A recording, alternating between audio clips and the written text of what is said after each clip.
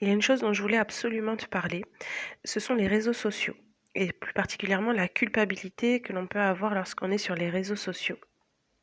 Ce sentiment, on va l'avoir particulièrement sur Instagram. Pourquoi sur Instagram? Parce que ce site à la base est vraiment très visuel. Ce qu'on y attend sur ce site sont des photos, puisque c'est là qu'on arrive à captiver la personne pour qu'elle puisse cliquer sur notre contenu. Concernant l'IEF, tu vas voir tout un tas de différents comptes. Tu vas avoir des comptes qui vont être très carrés, des classes qui vont être parfaites, des maisons qui sont toujours bien rangées, des mamans qui voyagent, qui font peut-être des choses que toi tu ne fais pas. Tu vas pouvoir également avoir des comptes beaucoup plus simples, avec des activités qui te sont accessibles, qui vont être faites à la main, par exemple. J'ai aucune préférence pour les sites. Tout le monde est je respecte bien sûr tout le monde sur Instagram et tous les réseaux sociaux. Après, c'est à toi de voir de quelle façon tu vas utiliser ce réseau. L'avantage d'Instagram, contrairement à Facebook par exemple, c'est que tu choisis qui tu suis et même si la personne, elle, te suit, tu ne vois pas forcément son contenu. Enfin, tu ne vois pas son contenu. Ça, c'est déjà un gros avantage parce que tu vas pas être pollué par des images que tu n'as pas forcément envie de voir. Si tu n'as choisi de suivre que des mamans IUF, sur ta page d'accueil, tu ne vas voir que des contenus concernant l'IUF ou en tout cas concernant le quotidien de la personne que tu as suivie, enfin à laquelle tu t'es abonné. Instagram, comme beaucoup de réseaux sociaux, c'est assez addictif. Donc ce que je peux te conseiller, c'est de te fixer que tu iras sur ce réseau qu'à un certain moment de la journée. Par exemple le matin, avant que tes enfants se réveillent, pendant la sieste ou le soir lorsqu'ils sont couchés, afin de ne pas être toute la journée collé, entre guillemets, sur ton téléphone, que les enfants n'aient pas la vision de voir leur maman toute la journée sur le téléphone. Ça peut être assez désagréable, surtout que généralement on est assez concentré sur ce qu'on est en train de lire ou regarder, et du coup pas très attentif à ce que eux nous demandent. Mais surtout, ce que je voulais te dire, c'est que sur Instagram, comme je disais, tu as possibilité de suivre les personnes que toi tu veux.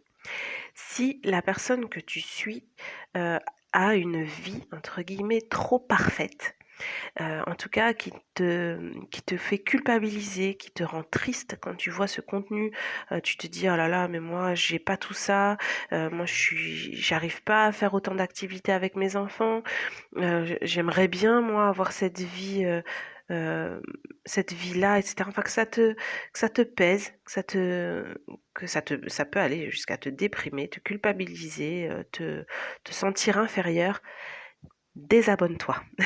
Voilà mon conseil, désabonne-toi parce que les comptes parfaits, c'est très bien si ça te motive.